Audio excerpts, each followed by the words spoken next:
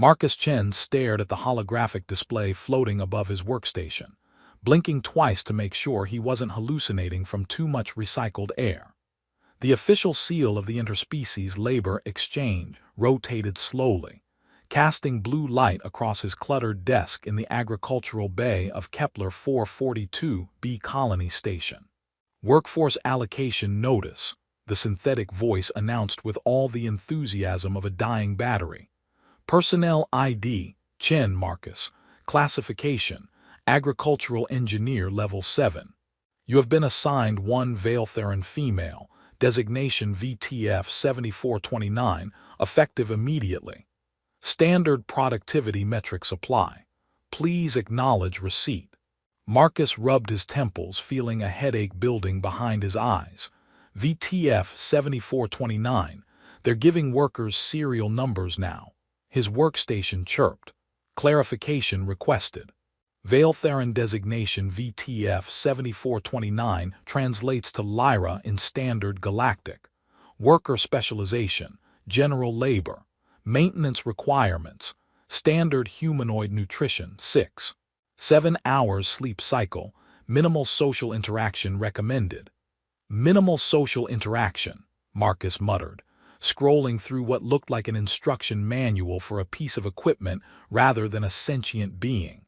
Right, because treating people like appliances has worked out so well in human history. The transport shuttle's engines hummed through the station's hull, and Marcus glanced at the time display. She'd be here in 20 minutes. He looked around his workspace. Half-finished hydroponic arrays, soil analysis equipment scattered across every surface, and a coffee maker that had seen better decades. Not exactly a welcoming committee. Computer, what's the standard protocol for workforce integration? Standard protocol.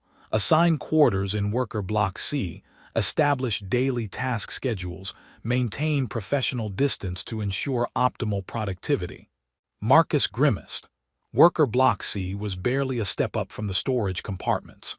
Recycled air that smelled like industrial lubricant, walls thin enough to hear every conversation 3 rooms away, and lighting that made everyone look like they were dying of space plague.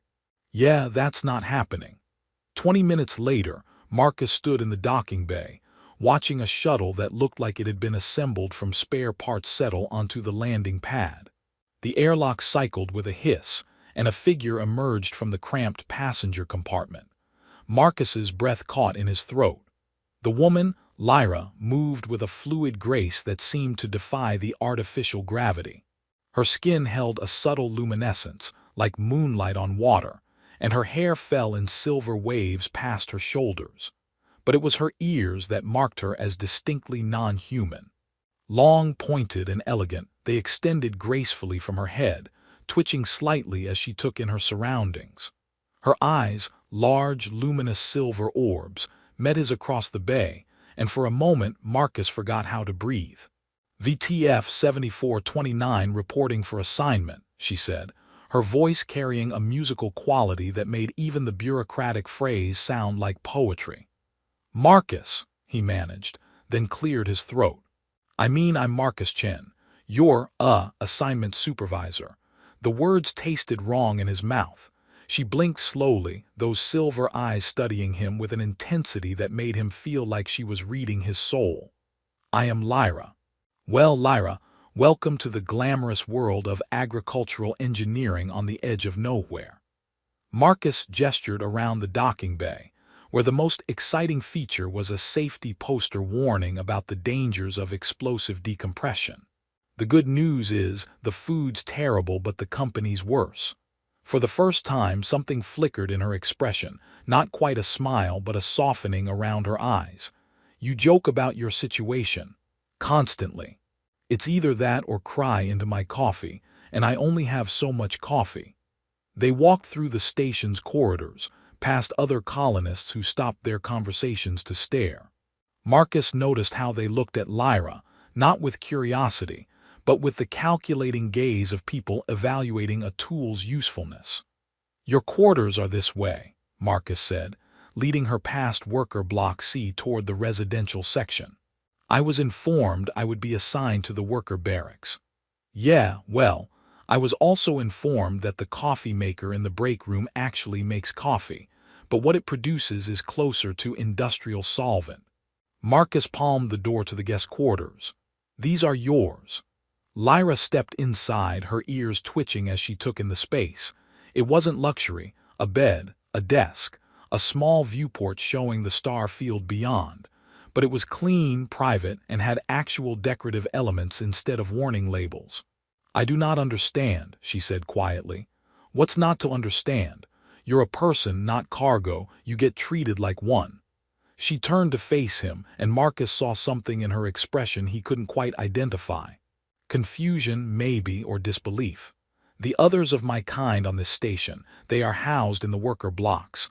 Then the other supervisors are idiots. Marcus shrugged. Look, I don't know what you've been told about humans, but we're not all complete disasters. Some of us just have really bad timing and questionable life choices. That almost smile returned. You speak strangely. It's been mentioned, usually right before someone asks me to stop talking. Marcus paused in the doorway. Are you hungry? The cafeteria's closed, but I've got some actual food in my quarters. Fair warning, though, I cook about as well as I follow bureaucratic protocols. Lyra's ears perked up slightly. You would share your food with me. Well, I wasn't planning on watching you starve. Bad for morale, terrible for productivity reports. For the first time since she'd arrived, Lyra's lips curved in what might have been the beginning of a genuine smile. I would appreciate that. As they walked toward Marcus's quarters, he found himself stealing glances at her elegant profile, wondering what chain of events had brought someone who moved like royalty to a backwater agricultural station. But that was a question for another day. Tonight, he had a guest to feed, and a growing suspicion that his carefully ordered life was about to become significantly more complicated. Fair warning, he said, palming his door. I've been told my cooking can be classified as a war crime in several systems. Then we will face this danger together, Lyra replied, and Marcus couldn't tell if she was joking or not. Either way, he was looking forward to finding out. 3 weeks into their partnership, Marcus had learned several important things about Lyra. First, she had an uncanny ability to identify plant diseases before his most sophisticated sensors even registered a problem. Second, she could recalibrate hydroponic nutrient solutions in her head faster than the station's computer. Third, she was absolutely ruthless at chess. That's checkmate, she announced, moving her queen with the same gentle precision she used to tend the tomato plants. Marcus stared at the holographic board floating between them in the break room, his king surrounded by what appeared to be an elegant execution. How? I had you cornered 5 moves ago. You had my pieces positioned where you believed I wanted them. Lyra's ears twitched with what Marcus had learned was her version of barely suppressed amusement. This is different from where they needed to be. That's disturbingly philosophical for a board game. Is it not true for all games? You pretend to struggle, then reveal your true position when optimal. Marcus reached for his coffee, which had gone cold during the massacre of his chess pieces. Wait, are you saying you've been letting me win at other things? Letting you win assumes you were capable of winning. She tilted her head, silver eyes sparkling. I have been, not trying as hard as possible. Great. My ego wasn't fragile enough already. The break room door slid open, and Administrator Kowalski entered, his usual expression of perpetual irritation somehow even more pronounced than usual.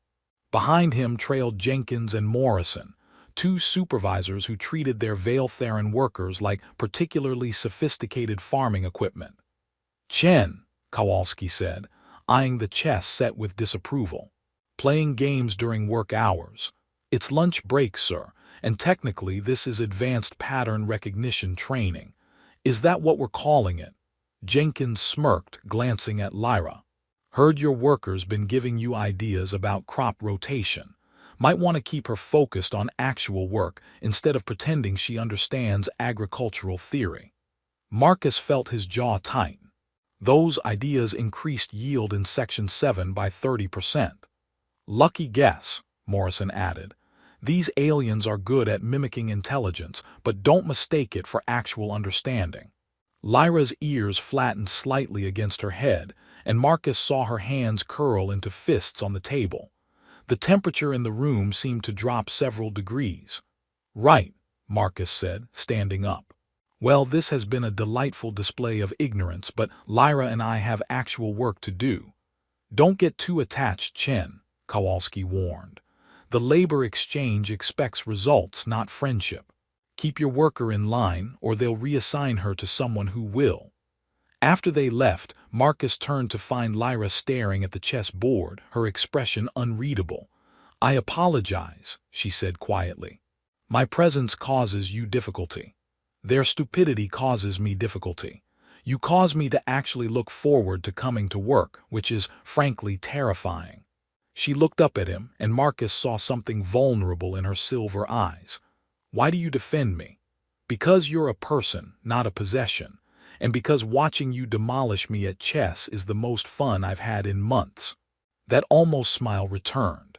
I could allow you to win occasionally. Don't you dare.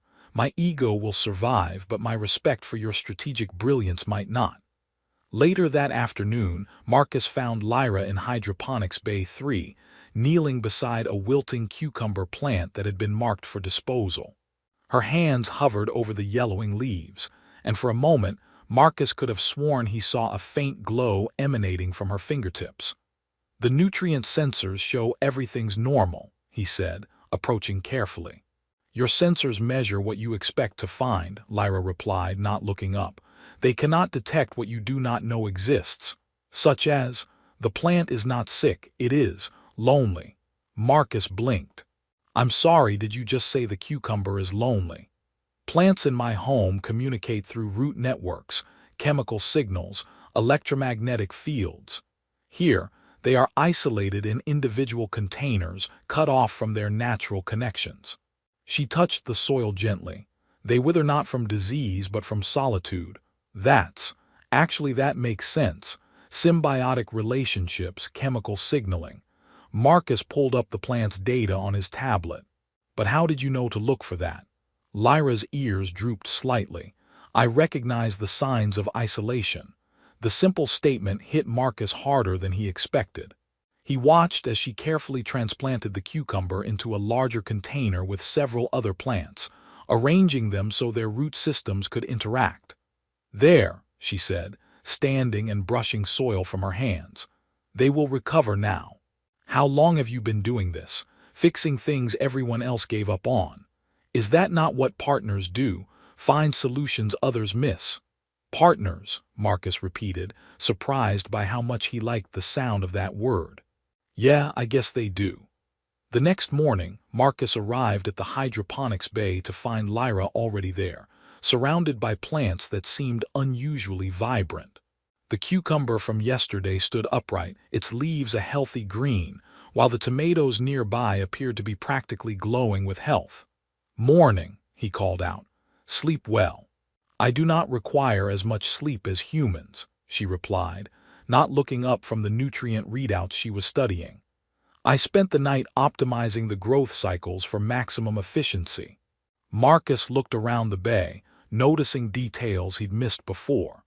The plants weren't just healthy, they were thriving in ways that defied the station's environmental limitations.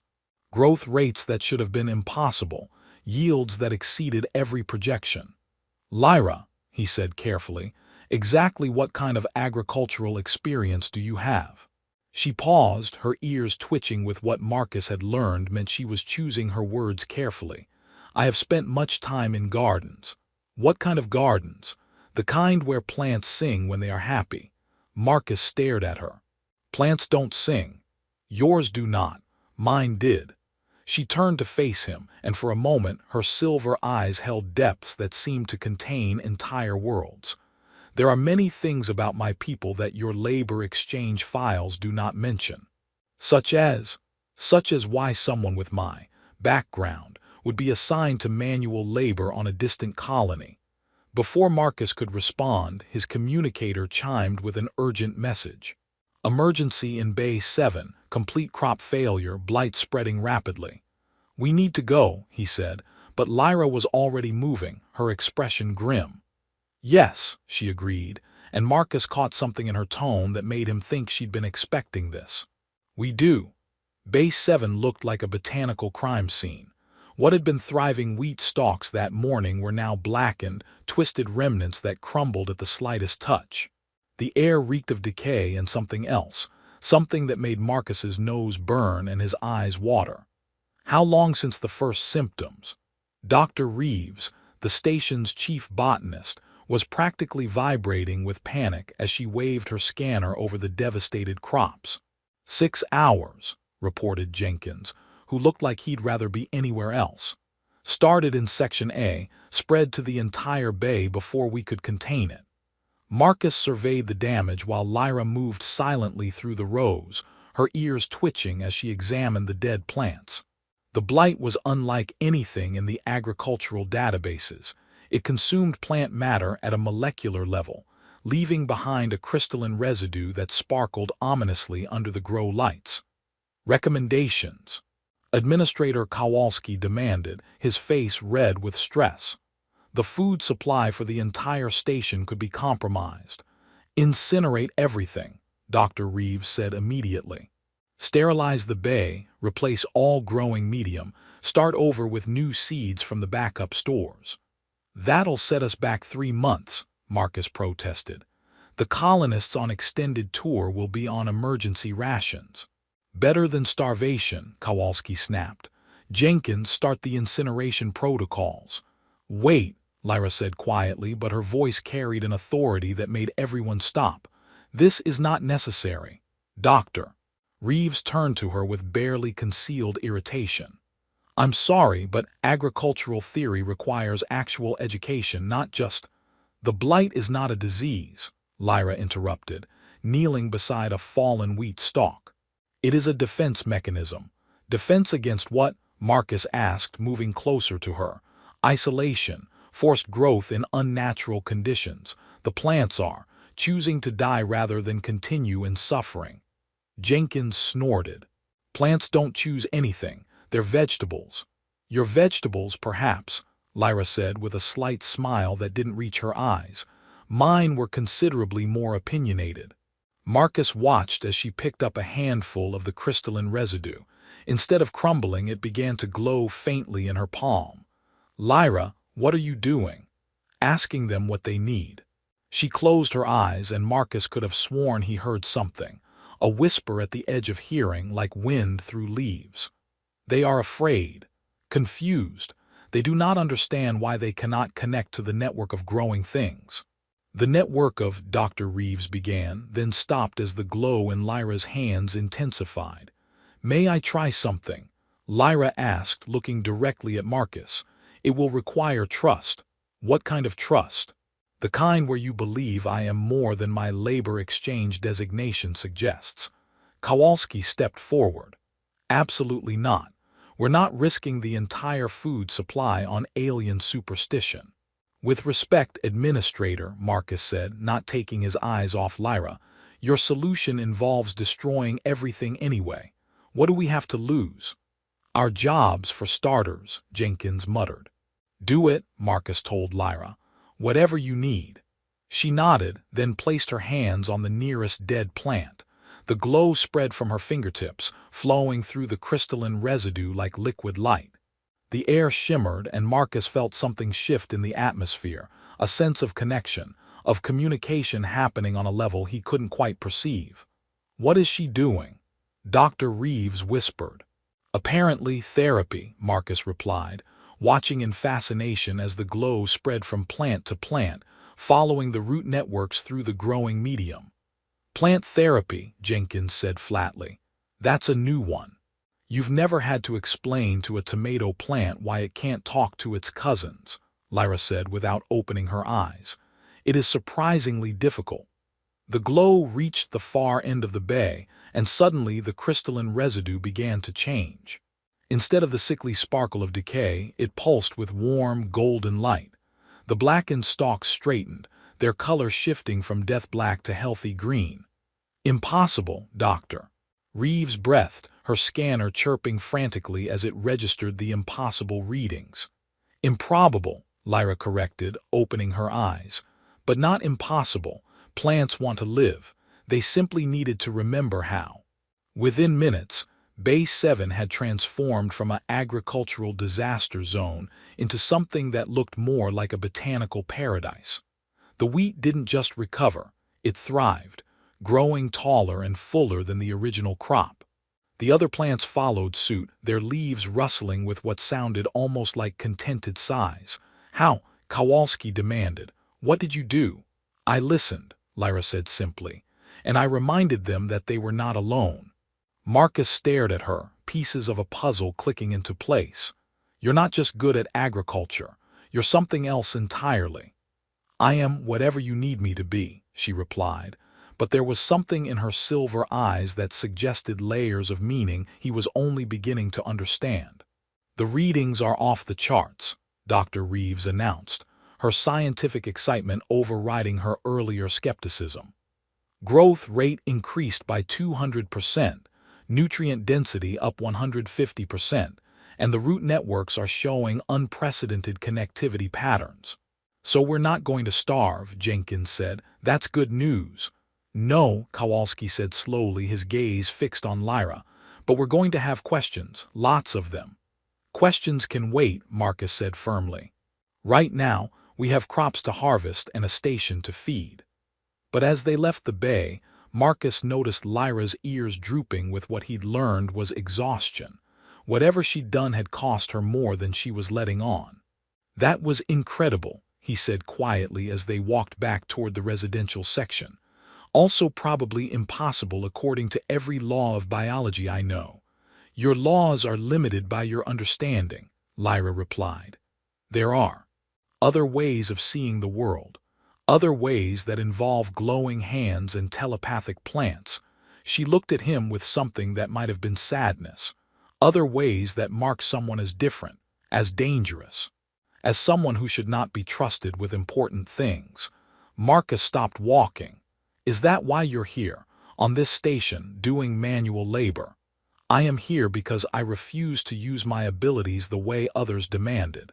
Her voice was quiet, but Marcus heard steel beneath the words. "I am here because I chose exile over compliance. And now I have used those abilities to save your crops. Tomorrow, your administrator will file a report. The day after, there will be questions about what I am and what I can do." Marcus felt a chill that had nothing to do with the station's climate control. Questions from who? From people who see abilities like mine as resources to be managed. She looked up at him, and Marcus saw fear in her silver eyes. "I hope you do not regret trusting me." "Never," he said immediately. "Whatever happens, we'll figure it out together." "Together," she repeated, as if testing the word. I had forgotten that was possible. As they reached her quarters, Marcus made a decision. "Lyra, whatever you're not telling me about your past, about who you really are, I'm not going anywhere." She smiled then, the first truly unguarded expression he'd seen from her. "Even if the truth is more complicated than you expect. Especially then. My life was getting boring anyway." Her laughter followed him down the corridor, musical and bright, but Marcus couldn't shake the feeling that their time of simple partnership was about to become significantly more complicated. The Veiltheran ship appeared on the station's sensors like a fever dream made manifest. Where human vessels were all angular efficiency and functional brutality, this craft seemed to have been grown rather than built. Its hull curved in organic spirals that caught the light from Kepler, distant sun, and threw it back in patterns that hurt to look at directly. "Well," Marcus said, watching the impossible vessel dock through the observation port, "that's either first contact or the universe's most elaborate practical joke." "It is neither," Lyra replied, her voice carrying a tension he'd never heard before. "It is complicated. The docking bay filled with colonists and station personnel, all trying to get a glimpse of their first alien visitors." Marcus noticed that the other Veiltheran workers had been conspicuously absent from the crowd, locked away in their quarters on Administrator Kowalski's orders. "Standard protocol," Kowalski had announced. "We don't want to confuse the diplomatic situation." "Right," Marcus had muttered, "because treating sentient beings like embarrassing relatives has worked so well historically." The ship's airlock cycled with a sound like crystal chimes, and a figure emerged that made Marcus reassess his understanding of the word intimidating. The Veiltheran captain was tall, his silver hair braided with what looked like living metal, and his pointed ears bore intricate tattoos that seemed to shift in the light. His uniform was clearly ceremonial, too many decorations for practical use, but impressive enough to make everyone in the bay take a step back. "I am Captain Zethkaller of the Veiltheran Diplomatic Corps," he announced, his voice carrying the authority of someone accustomed to being obeyed. "I come to inspect the work units provided under the terms of the interspecies labor exchange." "Work units," Marcus repeated under his breath. "Charming." The captain's gaze swept the crowd, dismissing the humans with practiced efficiency, until his eyes fell on Lyra. Zethkaller stood but kept his head bowed. "Your Majesty, the usurper Velter has been defeated. The Council of Elders has been restored. The people cry out for their rightful queen to return." "Your Majesty." Administrator Kowalski's voice cracked on the words. Marcus felt the universe tilt sideways. "Queen." "Former queen," Lyra corrected, though her posture had shifted into something regal and commanding. "Exiled queen, former queen. The grammar gets complicated." "Your royalty," Marcus said, his mind struggling to process the information. "Your actual royalty, and I've been making you coffee and teaching you to play chess." "Very bad chess," Lyra added with a slight smile, though the coffee was adequate. Captain Zethkaller looked between them with obvious confusion. "Your Majesty has been playing games." "Among other things," Lyra replied. "Captain, explain the situation at home." "The Civil War has ended. Velter's forces were defeated at the Battle of the Crystal Spires. The orbital cities sing your name. The growing gardens await your return." He paused, glancing at the crowd of humans. "The people have learned the value of the reforms you died for." "I didn't die," Lyra pointed out. "I was exiled. There's a difference." "Barely," Zethkaller said grimly. "Velter declared you dead rather than admit he had simply banished you. It was politically convenient." "So you're telling me," Marcus said, his voice rising slightly, "that I've been harboring a dead alien queen who's been pretending to be a migrant worker while single-handedly revolutionizing our agricultural systems." "That is surprisingly accurate," Lyra admitted, "and now her people want her back to run their planet." "Also accurate." Marcus turned to Administrator Kowalski, who looked like he was having a small nervous breakdown. "Sir, I'd like to request an updated job description. Agricultural engineer doesn't seem to cover this situation." "What situation?" Jenkins demanded, pushing through the crowd.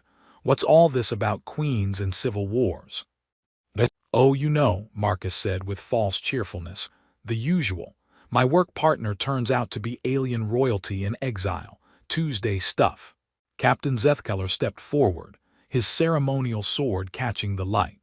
"Your Majesty, I have a ship waiting. We can depart immediately." "No," Lyra said firmly, "not immediately." "Your Majesty." I said no. She looked at Marcus and he saw something vulnerable in her silver eyes. "I have responsibilities here." "Responsibilities to whom?" Zethkaller asked, following her gaze to Marcus. "To my partner." The word hung in the air like a challenge. Marcus felt every eye in the bay turn to him, and he realized he was at a crossroads that would define the rest of his life. "Partner," he repeated, "as in agricultural partner. As in the person who saw me as worth something before he knew what I was worth." Lyra's voice was quiet, but it carried to every corner of the bay. "As in the person who treated me like a queen before he knew I was one."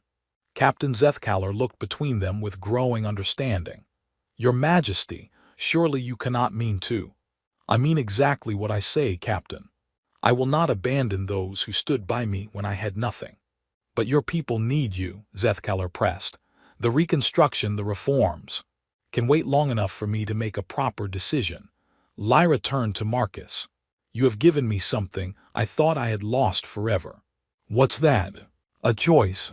Marcus looked at her, really looked at her, and saw not just the woman who had become his partner, but the queen who had given up everything rather than compromise her principles. He saw someone who had been broken by exile and betrayal, yet had found the strength to trust again. So what are you choosing? He asked. That depends, she said, her ears twitching with what he now recognized as nervousness. On whether you would consider a change of scenery. Are you asking me to come with you? I am asking if you would consider being my partner in more than just agriculture. If you would help me build something new, something better than what came before. Marcus looked around the docking bay at the faces of his fellow colonists, some shocked, some fearful, some calculating the political implications. Then he looked at Lyra, who had saved their crops and their lives, who had trusted him with the truth of who she was.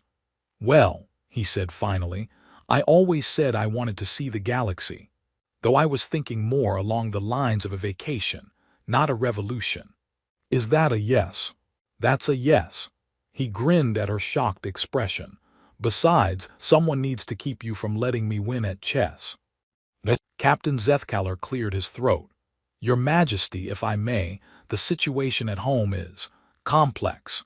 There will be those who question bringing a human into the royal court. Let them question, Lyra said, her voice carrying the steel of absolute authority. I am done hiding who I am and what I believe. If they want their queen back, they get all of me, including my choice in partners. This is insane, Administrator Kowalski muttered. Probably, Marcus agreed. But it's the good kind of insane. As the crowd began to disperse, Marcus found himself standing beside an alien queen who had once been his agricultural partner, preparing to leave everything he'd ever known for a future he couldn't even imagine. So, he said, what exactly does one wear to meet the royal court of an alien species? Something that will not burst into flames when exposed to the atmosphere of the throne world, Lyra replied seriously. That's reassuring. I jest. The atmosphere is perfectly safe. It is the politics that might kill you. Marcus laughed, and the sound echoed through the docking bay like a promise of adventures to come. The throne world of Vaelthar looked like someone had taken Marcus's wildest dreams about alien civilizations and then made them impossibly more beautiful. Cities that grew from living crystal spiraled into the sky, their surfaces pulsing with bioluminescent patterns that served as both art and communication. Gardens didn't just cover the ground. They cascaded through the air in impossible defiance of gravity, their roots forming bridges between the towering spires. So this is what you gave up, Marcus said, stepping off the shuttle onto a landing platform that seemed to be carved from a single enormous pearl. This is what I lost, Lyra corrected, her voice carrying years of pain. There is a difference. Marcus looked at her, still struggling to reconcile the woman who had spent 3 weeks perfecting hydroponic nutrient solutions, with the figure now standing beside him in ceremonial robes that shifted color with her emotions. The pointed ears he'd found so distinctively beautiful were adorned with the crown jewels of her people, living gems that pulsed with their own inner light. Any regrets? He asked. About leaving? No, about coming back. She considered this. Ask me in a few hours. The welcoming committee was impressive in the way that a natural disaster is impressive. You can't help but stare, even when you know it might be dangerous. Hundreds of Vaeltharans filled the platform, their ears decorated with precious metals, their robes flowing in patterns that seemed to follow musical rhythms Marcus couldn't hear. Your Majesty, came a voice from the crowd, and an elderly Vaeltharan approached with the careful dignity of someone who had seen too much history. I am Elder Silandra, Speaker for the Council. We have awaited your return. Elder, Lyra acknowledged with a nod. I have returned as promised, but not as you might expect. Elder Cylindra's gaze shifted to Marcus, and he felt himself being evaluated with the intensity of a scientific instrument. "You bring a human. I bring my partner," Lyra said firmly. "The one who stood beside me when I had nothing, the one who will stand beside me as we build something new." "Your Majesty," another voice called from the crowd, "surely you cannot mean to—" "I mean exactly what I say," Lyra interrupted, her voice carrying the authority of absolute command. "I return not to restore what was, but to create what should be." Marcus stepped forward, feeling incredibly out of place but determined not to show it. "Your Majesty, if I may." Lyra nodded, and Marcus addressed the crowd with the same casual confidence he'd used to explain crop rotation to skeptical colonists. "I know what you're thinking," he said, his voice carrying across the platform. "Who is this human who dares to stand beside your queen? What could he possibly offer that you cannot?" The crowd murmured, but Marcus pressed on. "I offered her something that apparently was rare in your society. I treated her like a person worth knowing before I knew she was worth anything. I valued her mind before I knew her bloodline. I saw her as my equal when your system had declared her expendable. And now," Elder Cylindra asked, "now I see her as my queen, but that hasn't changed anything else. She's still the woman who taught me that plants can be lonely. She's still the person who can demolish me at chess while explaining why losing is just another form of winning. She's still my partner." Lyra stepped forward, her robes shifting to a deep gold that seemed to make the air itself glow. "My people, I was exiled because I believe that worth comes from what we do, not what we are born to. I was cast out because I refused to accept that some lives matter more than others. And now," called a voice from the crowd, "now I return with proof that those beliefs were correct.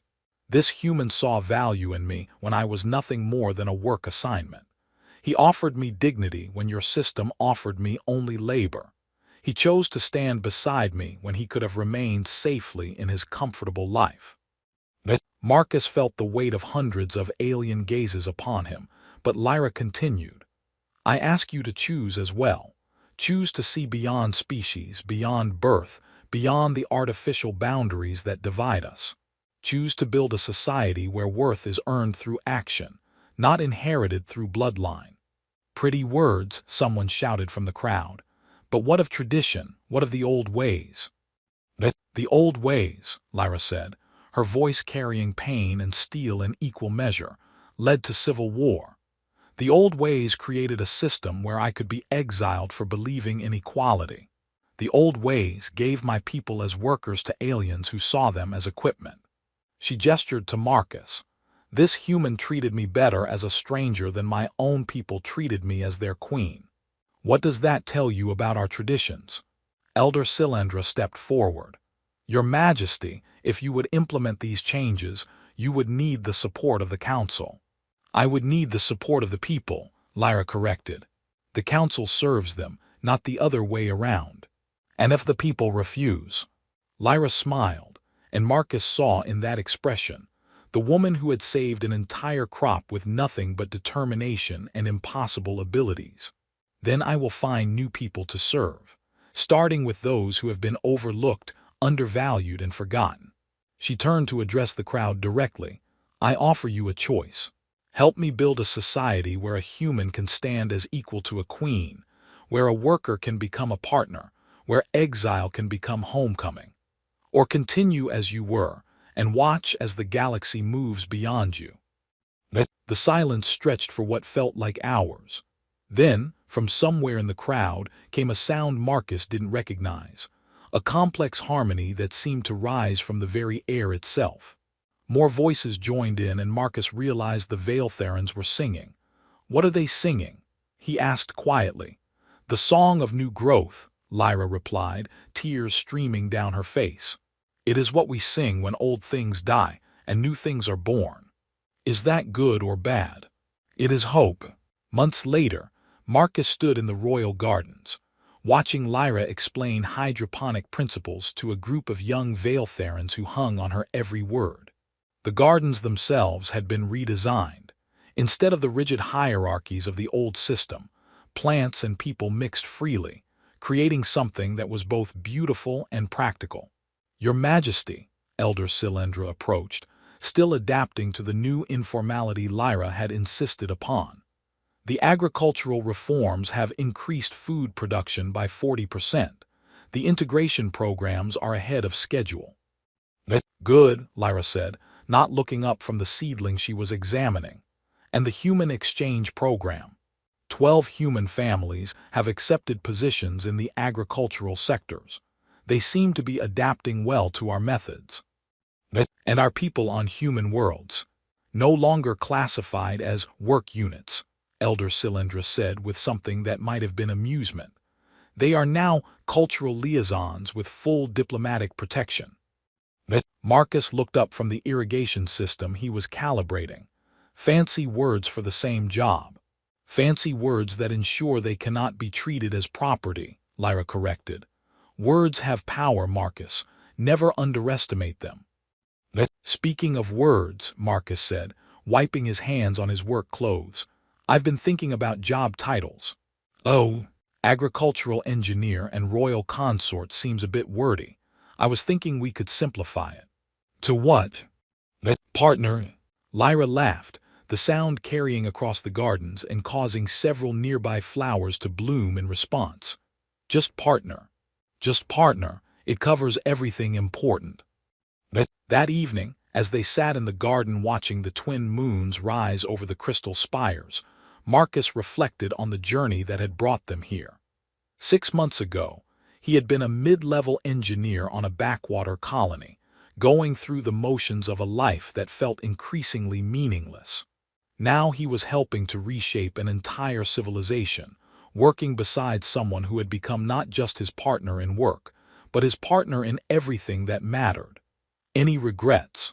Lyra asked, echoing his question from their first day on Vaelthar. Just one, Marcus said.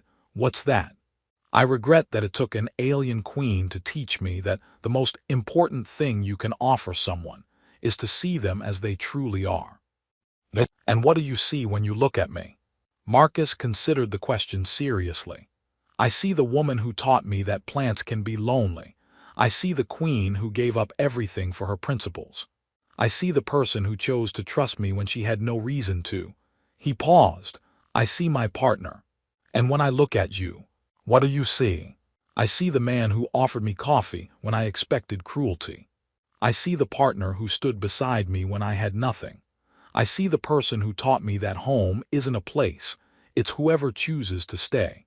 Above them, the gardens began their evening song, a harmony that seemed to celebrate the impossible beauty of two lives intertwined across the vastness of space.